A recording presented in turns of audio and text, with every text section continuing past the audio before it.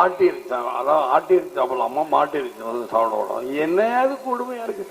அதே மாதிரி என் கூட 15 நாள் 15 நாள் ஒரு வாரம் கூட ஒரு வாரம் தண்ணி தான் குடிக்கிறார்.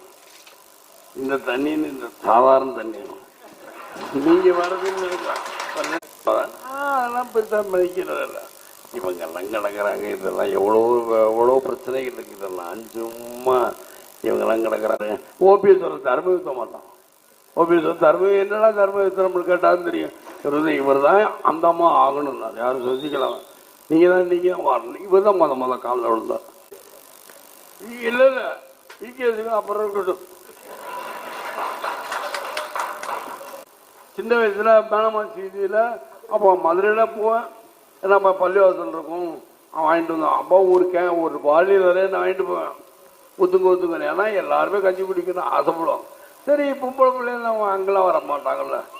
தெய்வங்கள் எங்க இருக்கிறதோ அங்கதான் நாம் செல்ல வேண்டும். அதே போலதான் எல்லா மதத்திலையும் எல்லா தெய்வங்களும் ஒன்றுதான்.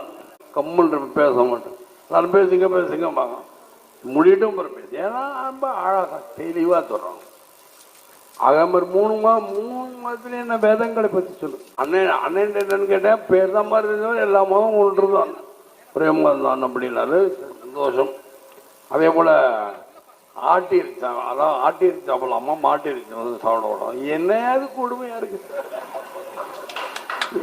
அவங்களுக்கு என்ன இது கொடுமைன்னா என்ன, எதுனாலும் சாப்பிட்டு போக முடியாது. அவங்கவுங்களுக்கு பிடிச்சவங்க. ஏதாவது இந்தியாவை தவிர உலக நாடுகள் எல்லா இடத்துலையும் அதான் சாப்பிட்றாங்க. ஆடு விற்க வேண்டாம், கோழி விற்க வேண்டாம், எதையுமே விற்க வேண்டாம். விற்பதற்கு எல்லாம் வழங்க நீங்க சட்டம் போடுங்க. இன்னைக்கு ரமணான் நோம்பு நீங்க நேரம் சாப்பிட்டுருப்பீங்க. ரமணான் நோம்புங்கிறதுனால 5 நோம்பு திறந்தாச்சு. ரமணான் நோம்பாலுமா என்ன இன்னைக்கு இந்தியா எல்லாரும் வேண்டும்.